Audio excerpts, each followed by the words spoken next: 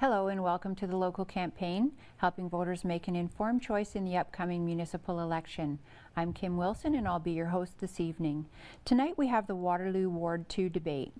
The second ward is located in West Waterloo. Its boundaries are made up of the Wilmot line to the west, Herb Street and Columbia Street to the southwest and southeast respectively, Herbsville Road, Fisher Hallman and Beaver Creek Road to the east, and the Township of Woolwich to the north. There are 4 candidates running to replace former Councillor Brian Burke, and they are Royce Bodley, Janice Moore, Xin Tang, and John McCarthy. Speaking order was drawn before the debate, so with his opening remarks, here is Xin Tang. Good evening. Thanks to Rogers TV for providing us with such a great opportunity to speak to voters. I am Xin Tan.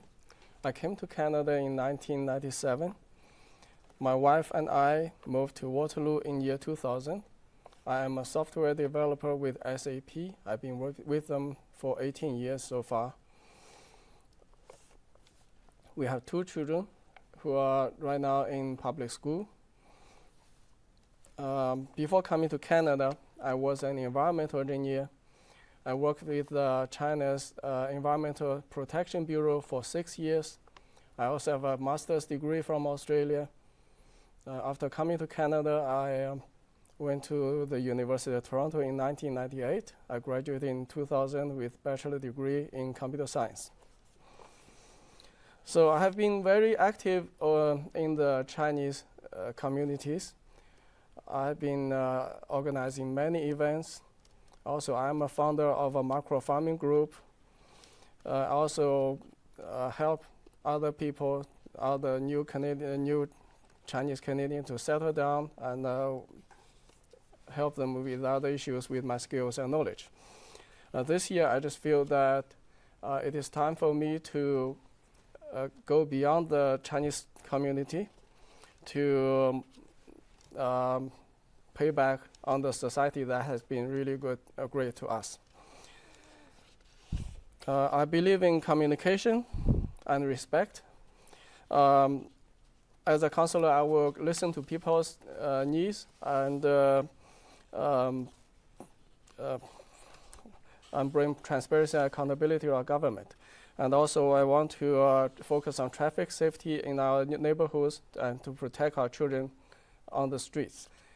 I want to focus on environmental issues as well. I believe my background in civil and environmental engineering will be assets at our council table. Thank you. Thanks, Jin. John. Good evening, Ward 2 and all of Waterloo. I would like to first thank Rogers, Adam, and Kim for the opportunity to showcase ourselves and for the kind consideration of our neighbors. My name is John McCarthy, and I'm running to be your next ward councillor. My wife and I have lived in the ward for 25 years. We raised 2 great kids, Ethan and Aaron, in Laurelwood.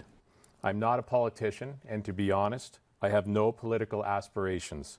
I'm just like you. I have a family, bills to pay, and I love this city. Events in the last 2 years, though, have caused me to look inward. Would I simply complain and do nothing, or should I stand up for myself and my neighbors? Well, here I am, mad as hell, and not going to take it anymore. Everybody talks, but either they don't, can't, or won't do anything. I have proven to my neighbors that I can do something, and I will.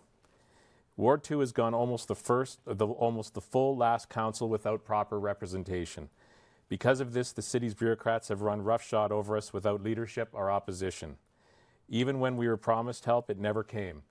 No votes turned into votes against us, and we've been stunned by the deceit. We, the citizens, have been left alone to fight City Hall. We won a few concessions. We've been losing the war, but the battle stops the day I'm elected. My opponents standing with me tonight have or will tout the need for better communication from the city. Ward 2 has been the victim of very poor and suspect information, and this is going to stop when I am voted in. What we have experienced and are living through is a travesty. Truth and communication are the cornerstones of democracy, and I intend to reintroduce them to the constituents on October 23rd. When I am elected, the city of Waterloo will not think of ignoring or taking advantage of Ward 2 again. We need a strong voice at the table. You need to be told what is being planned. It's your right as a tax-paying citizen. A history of volunteering and good deeds, while commendable, won't help. These are times when certain leaders are needed, and this is one of them. I'm that leader. Thank you. Thanks, John. Royce. Hello. Thank you to Kim Wilson and to Rogers TV, to Adam Jackson of the Chronicle, and to the Chamber of Commerce for your forthcoming questions. The work you guys are doing to help educate the electorate around the region is greatly appreciated. My name is Royce Bodley, and after graduating from Wilfrid Laurier University in 2004 with an honors degree in economics and accounting, my wife and I chose to stay here to raise our family. We have lived in the Columbia Forest area of Ward 2 for over a decade. My son Cashton attends Vista Hills Public School, and my daughter Oriana attends Sir John A. Macdonald High School. We love this community, and we feel so privileged to raise our family in such a vibrant and diverse community. My vision for the city is centered on connected community, revolving around embracing diversity, improving our connections into the core of the city, and providing honest and open communication. Through this debate, I hope to elaborate on those points further. I've spent more than a decade working in the private sector, giving me the great opportunity to work alongside people from around the world, working towards common goals. In my wide-ranging roles in business, my approach to communications has given me the experience needed to work with vast stakeholder groups and to champion issues, identify opportunities on their behalf. My economics and accounting background has served my stakeholders well, as I have extensive experience preparing and managing budget constraints in an ever-changing business world. If I receive the privilege of earning your trust and your vote, I will bring all of my diverse skills as well as my passion for the community to work for you. On October 22nd, vote for Royce Bodley. Thank you. Thanks, Royce. And Janice. Thank you to Rogers for hosting us tonight and giving us this opportunity to share our views. My name is Janice Moore, and I've lived in Waterloo for over 30 years. I'm a retired chartered accountant, although I still work part-time during tax season. I began my volunteer work because of my wonderful son, first volunteering at his school and his many sports activities, and then as a result of his involvement in diving, I took on the presidency of the Kitchener-Waterloo Diving Club and held that position for 9 years. At present, I sit as the treasurer. I have considerable past committee experience working on several City of Waterloo advisory committees. I am currently a member of the Waterloo Active Transportation Committee and the Community Cash Grants Advisory Committee. About 3 years ago, I moved to the Clare Hills section of our ward. At that time, I wanted to get to know our neighbors better and give back to the community. I was lucky because in Clare Hills, they have a great neighborhood association, and I was able to help them out with some of their events over the past few years. In my spare time, I love to read, to go to the movies, and to travel. As a ward councillor, we have a dual role. We need to advocate for our ward, and we hold stewardship over the city and its assets. As an accountant, it's ingrained in me to ensure we stay fiscally responsible. As our ward representative, I want to be sure that our traffic issues and our safety issues are always a consideration for discussion on the west side. And as our ward councillor, I will always be available to listen and to communicate with the residents of Ward 2. Thank you. Thanks, Janice. Thanks for those opening remarks. We'll begin the question and answer portion of the debate, and now we'll go to Waterloo Chronicle reporter Adam Jackson for the first question. Okay, this question has two parts. In June of 2017, Council approved the rezoning of 510 Herbsville Road for it to be used as a place of worship, i.e. a Muslim prayer center. It was later appealed to the Ontario Municipal Board, which upheld the City of Waterloo's decision. Do you agree with this decision? The second part of this question is there was some question about the reasoning for the appeal in terms of whether it was intolerance for the Islamic faith. Do you believe that that was part of the opposition to this rezoning? And we'll start with John. So, so my stance on the Muslim prayer center itself is that it's a church, and I really feel that as a church, if it was a Catholic church or a Baptist church, there wouldn't be any question. I just feel that they have every right, the Muslim community has every right to worship, and as long as all the bylaws are covered, such as parking, some people are talking about lighting, traffic, etc., I feel that it should go ahead as it stands.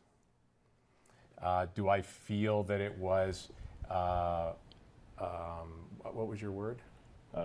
Islamophobia or related to any sort of intolerance to Yes, Islamic faith? I truly believe in my heart that there was some of that. We were away while all this was going on, so I could only read it. But I do, in my heart, feel like there was some of that came into play.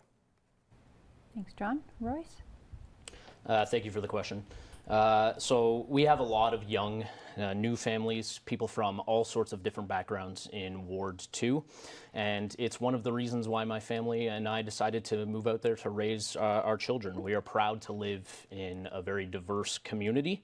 And when we first received the flyer from the so-called community association, I felt as though it was thinly veiled racism. And if you go onto their website and look at the people who have signed the petition, in many cases it was not so thinly veiled racism. And I think that is extremely disappointing and very disturbing. For myself, I don't interact with people from the Muslim faith on a day-to-day basis, perhaps to my detriment. But when I think of my 15-year-old daughter who walks past where the prayer center is going to be every single day on her way to high school, these are her peers that a small segment of our population has ostracized from our community for unnecessary reasons. And I applaud Council's decision to unanimously approve Phase 1 of the prayer center development, And if I am elected councillor, I will work hard to foster a sense of welcoming and belonging for all members of our community. Thanks, Royce. Janice? I do agree that the Muslim Prayer Center belongs there and should be in our neighborhood. It doesn't matter what faith that they are practicing, every faith should be welcomed. Yes, it was thinly veiled racism. And like Roy said, I don't even think in some cases it was veiled at all. But I think that what we're going to have to do when we get around the council table is find a way to repair that, because I'm going around the neighborhood now and finding that that has left a rift that needs to be looked at. And I think as councillors, what we need to do is we need to find a way to have everybody come face to face and get past their fear, get past their distrust of each other, and start to work together. Thanks, Janice. Zin? Well, I generally agree with the decision itself, but my concern is actually, I feel, also I talked to some other people on my campaign trails as well. There is certain amount of, well, I agree that there is certain amount of racism, etc. But to the large part, I feel there is a miscommunication in between as well. Because I did attend the meeting at Sir John McDonald's. I left early because it fell into something that doesn't have much point. There wasn't a lot of trust in between. So, well, I do not disagree that we should have that people should have a place to practice their faith. I have personally lived with Muslims before. I have worked with Muslims before. I still work with Muslims right now. What I feel is that I want to build a bridge between the groups, so we can have better communication, so we can have better trust. And I already did that in my campaign. Actually, in one of my campaign events, I was able to offer halal to invite many Muslims to attend. This is a starting point, and I will do that every single year I can announce, and elected or not elected. Thanks, Jen. For our next question, we go to the Greater Kitchener-Waterloo Chamber of Commerce, Vice President Art Sinclair.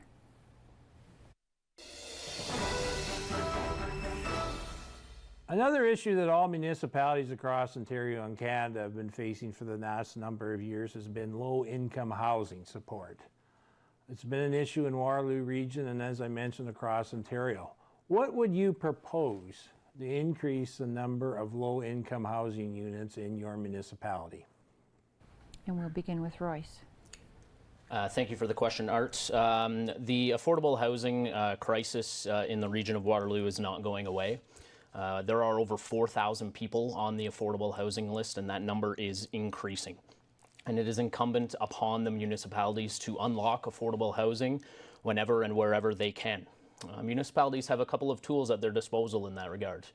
The first tool is with respect to heightened density bonusing.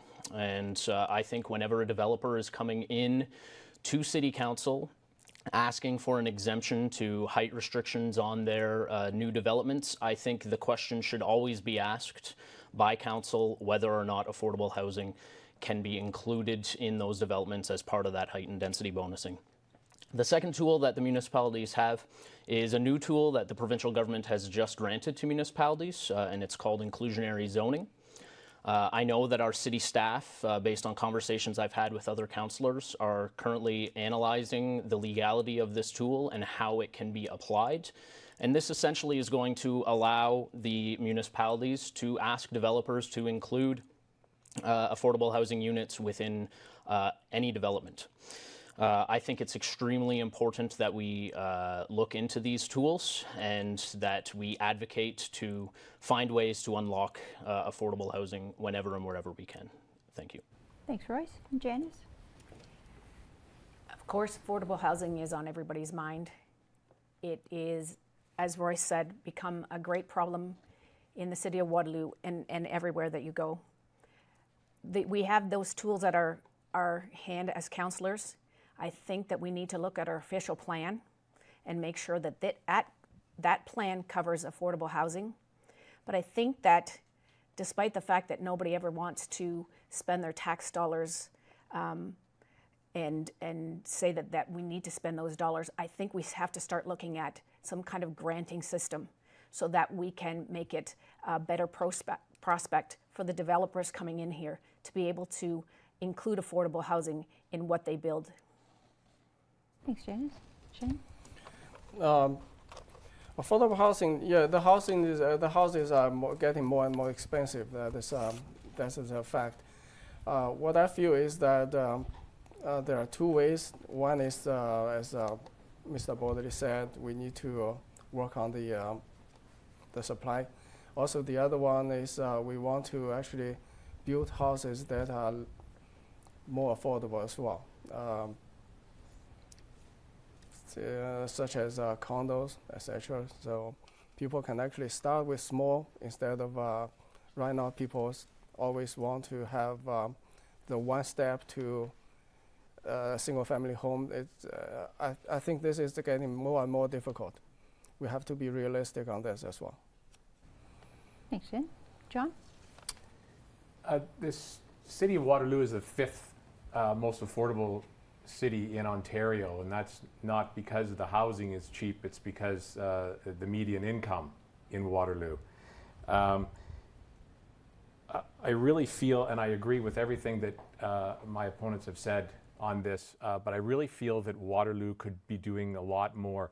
The city of Barrie, which is a city pretty much the same population as Waterloo, they have actually put in place a plan to create 840 affordable homes by 2024, and they're already over halfway there, using some of the same tactics that we've been talking about with developers. I think Waterloo should maybe have a look at something like that, just as a standalone city. I know it's a regional. It's under the regional purvey, and I know that the province downloaded it on the region, but I think that if we're going to get ahead of this, I think the city of Waterloo really should look at setting its own goals. Thanks, John. And next question, Adam. Across the city and province, there's pressure to intensify and essentially fit more people into less land. While there are no major projects on the books for Ward 2 as of yet, how do you plan to approach the delicate balance between the need for intensification and the desire of current residents for the community to remain the same? We'll begin with Janice.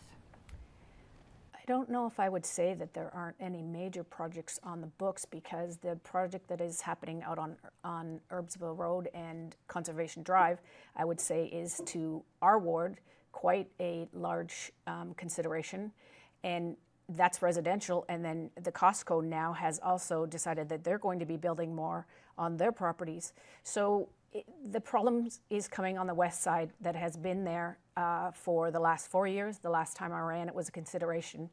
And it is that we need to look at the impact that these developments have on our traffic problem. We already have huge safety issues. We have speeding issues. And I think that when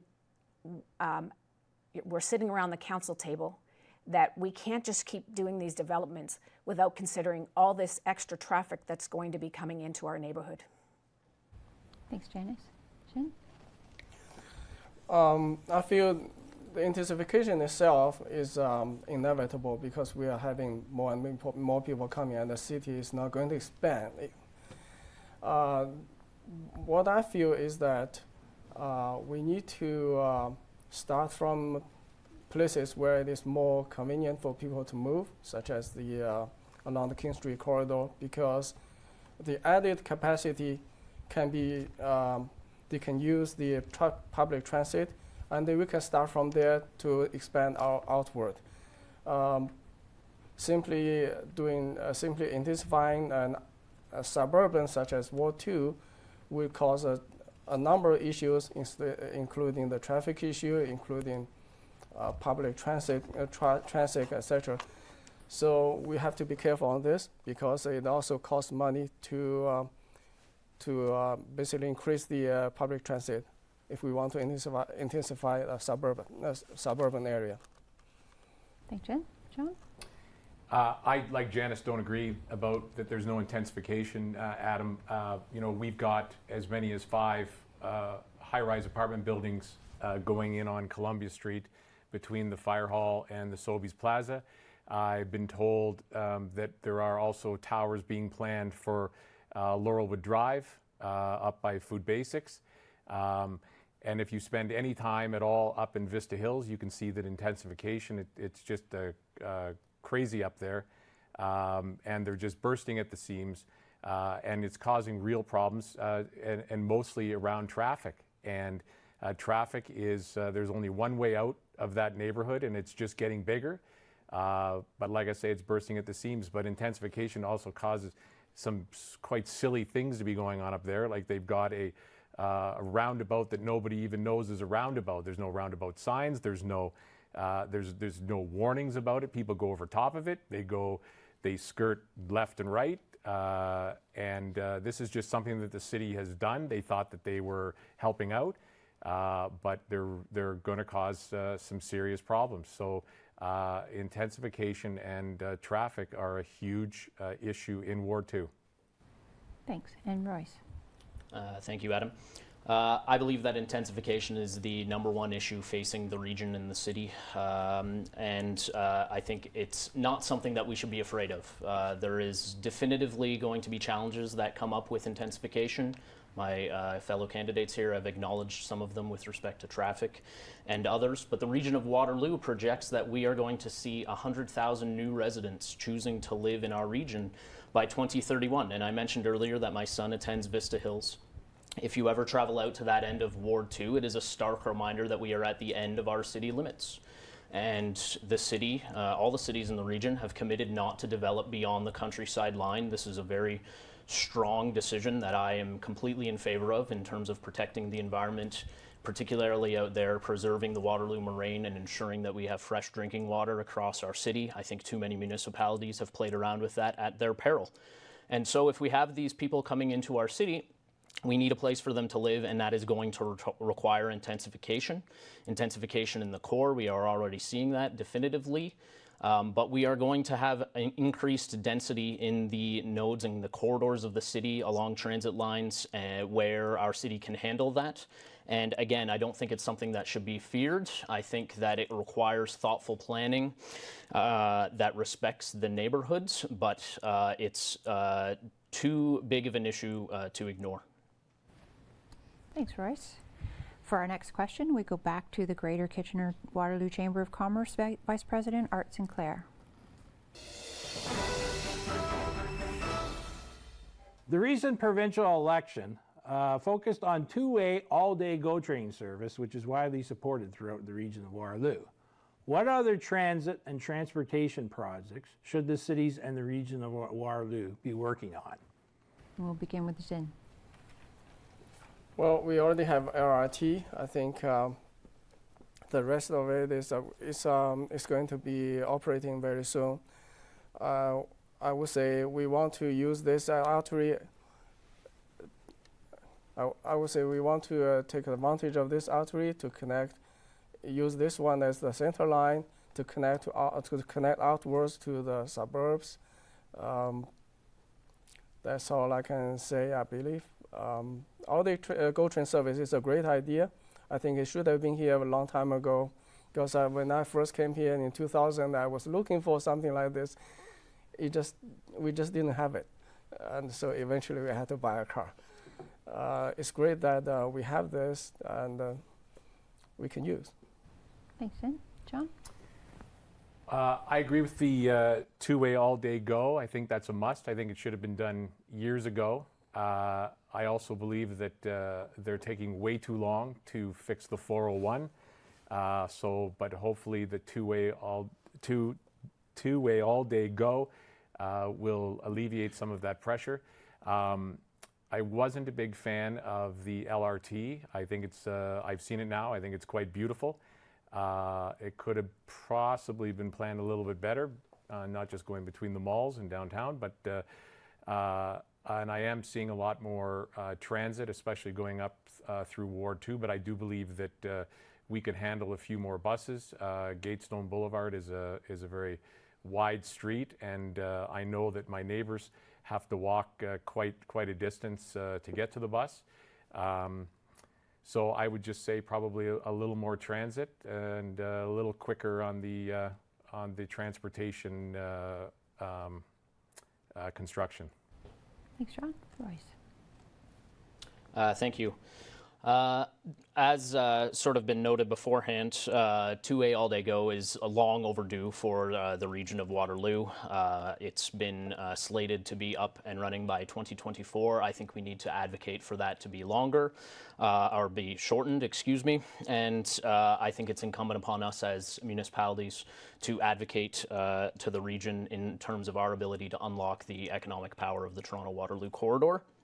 With respect to other transit projects, I believe that we require a holistic approach to transportation, broadly speaking, that not only includes transit, which is under the region's purvey, but also includes improved active transportation options for our cycling friends to be able to allow them to connect to transit options within the ward.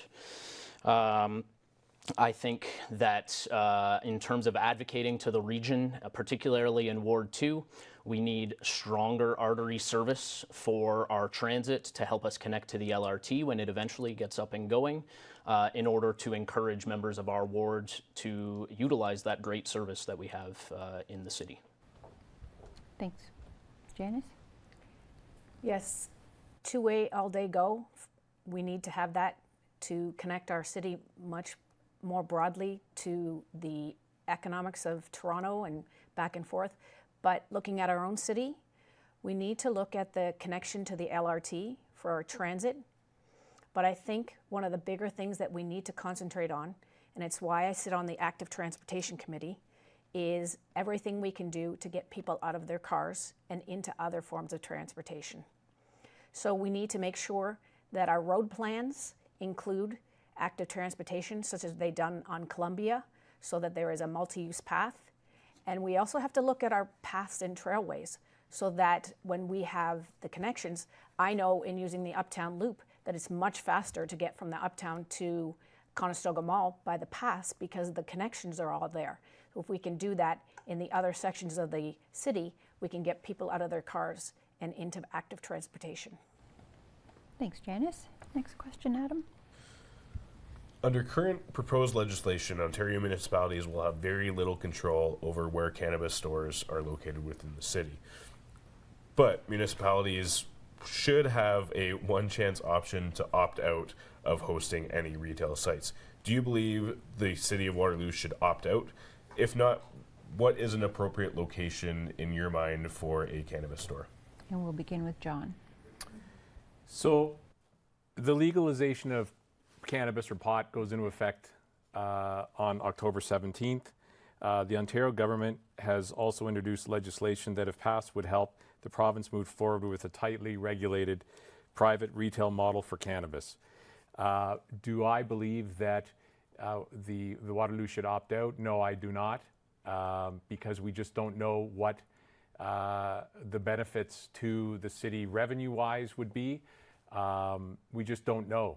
And so I would say that we give it some time. I think we have some time to opt out. Give it some time. If, by the way, they decide that they're going to start selling it in corner stores and across from SJAM or near Laurelwood Public School or Vista Hills or any of the schools in the ward, then I would definitely vote against it and hopefully be able to opt back in when things are made clearer or the rules are tightened. Thanks, John. Royce. Thank you for the question. So as stated, as of October 17th, this cannabis is going to be legal across the country. And I think that it is not the right approach for us to have sort of a head in the sand approach and drive the product away from our municipality. Starting on October 17th, people are going to be able to purchase this product online.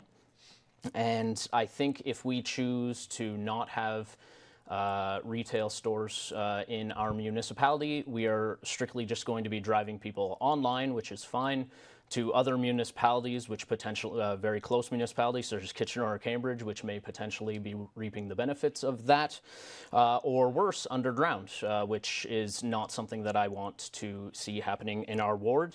I would also be concerned that there is the possibility that if we choose to opt out with the provincial government, that may be used as a rationale for us to not receive funding from the provincial government for important initiatives that we will have to undertake as a municipality to handle the issues surrounding cannabis, such as enforcement, education, and wraparound health services associated with this drug becoming illegal. Thanks. And Janice. I do not believe that we should opt out of having cannabis stores in Waterloo. And I agree with the provincial government that it should go to the private retailers. I think right now that small business, especially in that sector, is suffering, and that if they can find a new form of income, it will greatly help the store owners to find new ways to keep their stores open. I believe that this will only work with a strong mandate from the provincial government as to where the stores are going to be, as John said, away from the schools, and that they ensure that the people who are coming in are of the proper age, who can smoke the cannabis. And I do not think that it would be in our best interest to opt out. Thanks, Janice. Sin? I'm against setting up the cannabis stores, and I have promised this, and I will do this. I don't believe that this thing is good for all our children. It's not good for all the university students. I have consulted some with a few psychiatrists. They do not believe so. Therefore, I'm against it. Thanks, Sin. Next question, Adam. The City of Waterloo's West Waterloo transportation study, after nearly 3 years of work, is nearing completion. The comprehensive report outlines transportation challenges and recommendations going forward. Do you agree with the current proposals? If not, what would you like to see changed in the future for West Waterloo? And we'll start with Royce. Thank you for the question, Adam. I think the biggest takeaway for me from the West Waterloo Transportation Study revolves around the extension of Platinum Drive adjacent to the Costco to the west from Herb Street up to Columbia Street. I think this is vitally important, particularly for our friends who are in Vista Hills, who are in a very isolated part of the city with only one way out right now along Columbia. And also what's happening is it's tending to divert traffic into the neighborhoods within Clare Hills along St. Moritz. And I think having the Platinum Drive extension is going to solve a lot of those problems. Broadly speaking, with respect to the transportation study, there are a few areas where I note that traffic calming is slated along the study, along Beaver Creek, along Conservation Drive. But I think it is not taking into consideration some of the concerns based on the over 3,000 doors that I've knocked on and the concerns of the residents on streets such as Cedar Bend, on streets such as Laurelwood near St. Nicholas School, on streets such as Columbia in between Vista Hills and Herbsville, where speeds are significantly increased. This is a major concern for residents, and I do not note that there are traffic calming measures in place for the study, and so I think we need to consider some of those things in addition to what's on the study. Thanks, Royce. Janice. I agree with Royce that the study has gone to a certain extent, but it hasn't gone far enough. Like Royce, I've heard from a lot of people that there are so many traffic concerns. We have so many streets that they didn't talk about that have issues with speed, with unsafe corners and not visibility for cars to turn.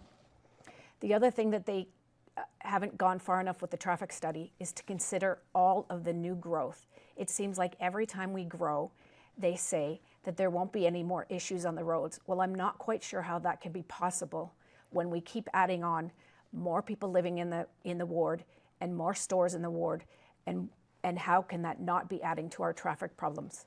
I think we need to go back and take a look at it, and let's take a closer look at how many cars really are on the road. Thanks, Janice. Sin? Well, my concern is that because we had streets like Herbsville that's been growing, Arnedo, such as, for example, has been built just a few years ago. Now it's just beyond its capacity. I want to say we want to have a much longer term view on our planning. Also, I'm very concerned about the traffic coming around the schools, especially there's a St. Nicholas School, there's a downslope. People tend to drive fairly fast over there. And I've heard a lot of people actually talking about this, and we need to protect our children.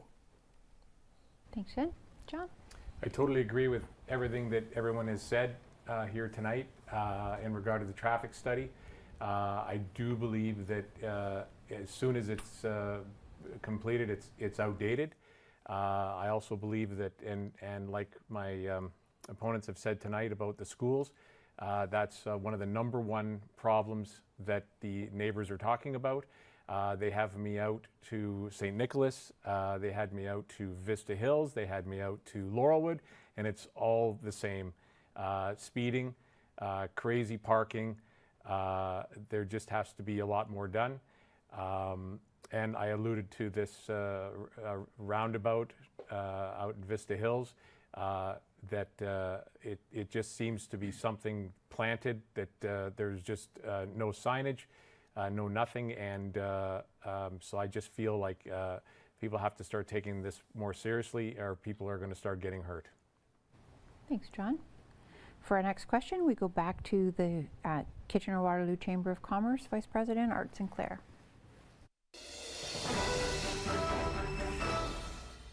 A number of candidates have indicated that more voices in the community have to be heard at council meetings and the decisions that follow. Do you agree that government needs to be more open and transparent? And we'll start with Janice. Government should always be open and transparent. I'm not sure that our city council needs to be more open or transparent. I know that anyone can attend any meeting that they hold, that anybody can register as a delegate before and get 10 minutes to speak, or register as a delegate on that day and get 5 minutes to speak. I think that our city council and every city council should always be open to all discussions, and that it is dependent on us as councillors to make sure our ward and the residents know that they can do that and come forward and speak to their issues.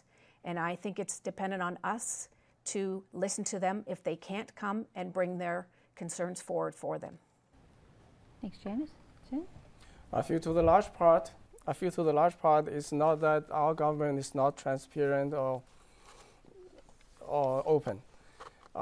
It is to large part is because the communication disconnect between our city government and the people. For this, that's why I'm committed to improving our communications. I understand that people have their lives. They do not have the time. They do not usually have the time to read updates on the city website or on councilor's website. So therefore, I want to find a way to bring people's attention to this, and hopefully we can get more voices into this on the issues we all care. Thank you. Thanks, Jen. John? I somewhat agree with Janice, but I think that if you don't know about the issues, then you don't know to go and speak. An example of this was a little bird tweeted in my ear a couple of months ago about this apartment complex being built on Columbia Street. None of my neighbors who will lose the sun in their backyard knew about this. I went door to door and I had to give them the unhappy news. So on Gatestone Boulevard and Berringham, they're going to now have all of these towers, and had absolutely no idea. I spoke to the City of Waterloo. The City of Waterloo, I've had a couple of replies, and one of them was that there was a 7-year process where the neighbors and everyone were consulted. I can absolutely guarantee you that none of my neighbors were consulted about this.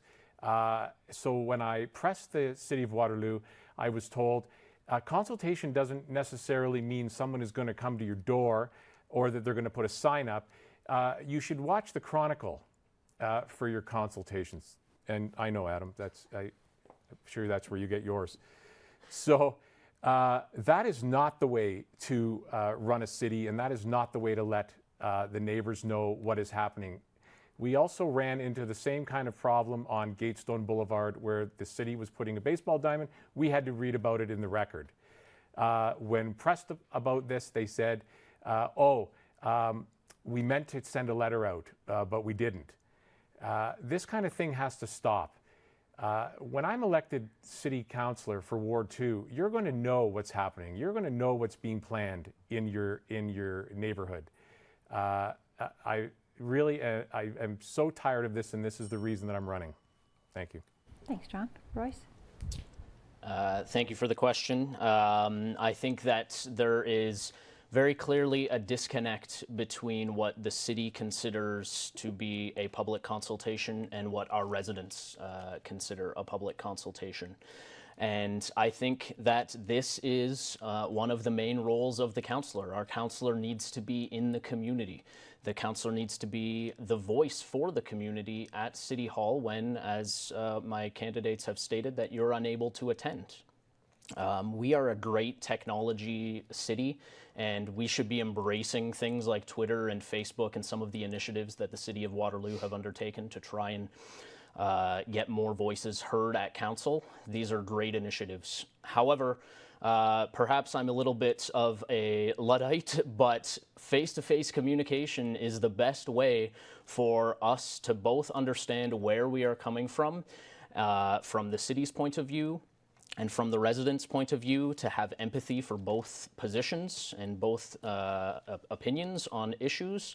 And I think that this is something that has been a hallmark of my business career, and I will work exceptionally hard to act as that conduit between the residents and the city staff. Thanks, Royce. I think we have time for one more question, Adam. All right.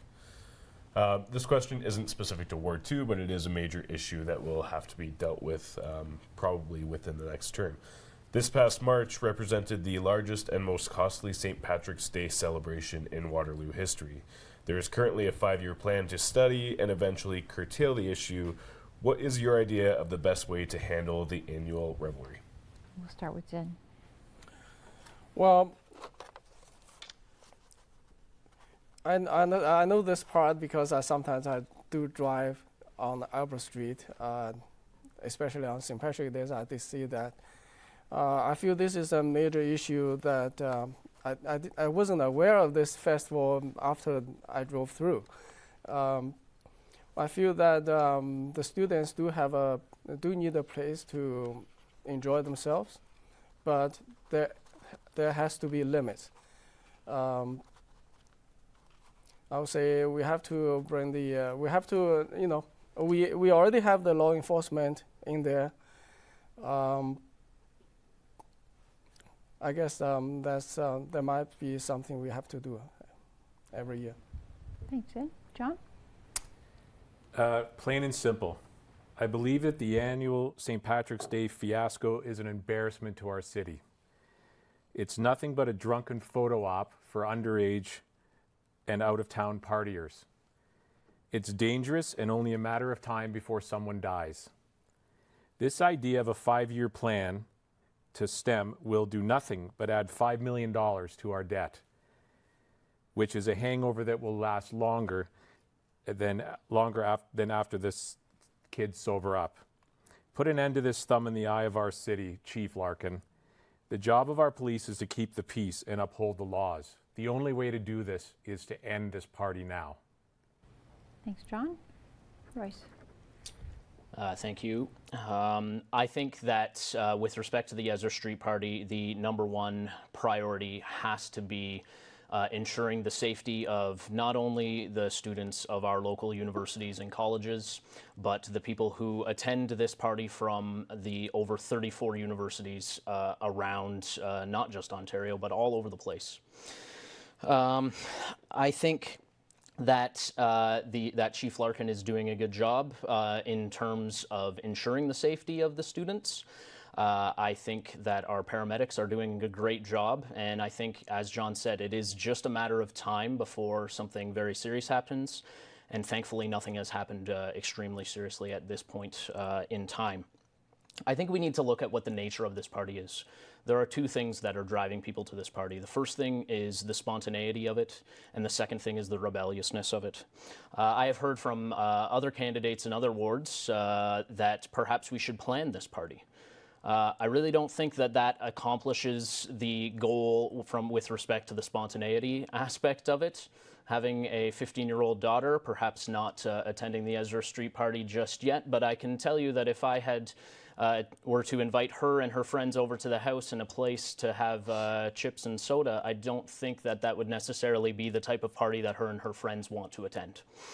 I think the rebellious aspect of this also, part of that comes from the city and from the media. We are feeding into this party by continuing to talk about it in forums like this, in the newspaper, on the radio, and the city is continuing to feed into that. I think we should follow the 5-year plan, have Chief Larkin and the city work towards a solution, and stop continuing to breathe life into the party.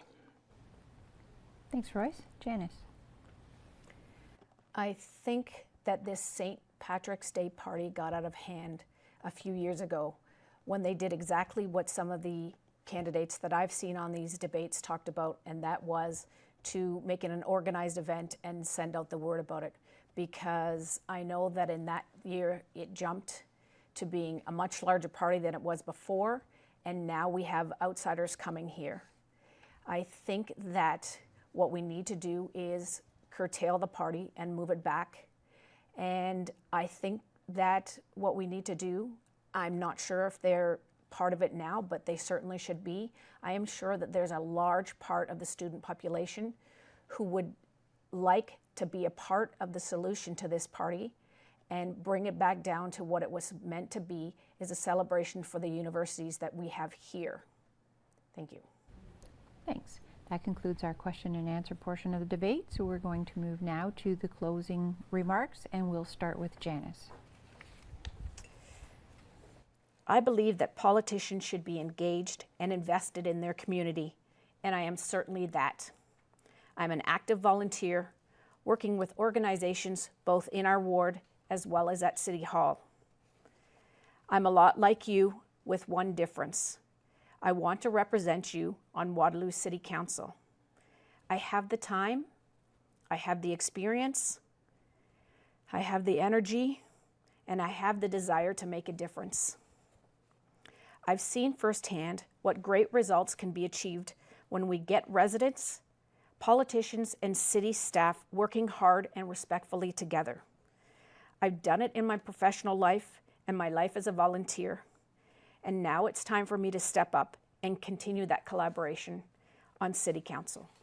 Thank you. Thanks, Janice. Royce. Thank you again to my fellow candidates, to Rogers, and to everyone at home for taking the time to become more engaged in your local elections. We've each had our chance to share our vision for the city and our views on a host of issues. My vision is around connected community. And if I am elected, I pledge to ensure that people from all backgrounds and cultures are welcome in our city and connected to our neighborhoods. I will work hard to improve our physical connections in our ward and into the core of the city. And I pledge to improve communication by not only being accessible, but by communicating in an honest, open, and straightforward manner at all times with residents. It is truly an exciting time to live in the city of Waterloo. We are a world-class city, and I am excited to be a part of it and to use my diverse skills cultivated in my business career to make this city an even better place. On October 22nd, I'm asking for your support. Please vote for Royce Bodley. Thank you. Thanks, Royce. John? Thank you again, Rogers and Kim and Adam, for this opportunity tonight. I believe that the choice for Waterloo Ward 2 councillor is an easy one. It's obvious that the city is going to try to impose its will and ideas where they see no strength in leadership. Standing on the doorstep of a developer recently, he said to me proudly, "You won't recognize the city of Waterloo in 5 years." That really hurt. I want to recognize my city and my neighborhood. The majority of the people I've met at their doors want the same. Please ask yourselves which candidate you would like in your corner now to fight present plans and future when we are considered again for unappetizing ideas. I know who I'd elect. Thank you for your kind consideration. My name is John McCarthy, and I'd appreciate your vote on October 22nd. Thanks, John. Jen? Thanks again to Rogers TV and Kim and Adam for hosting this.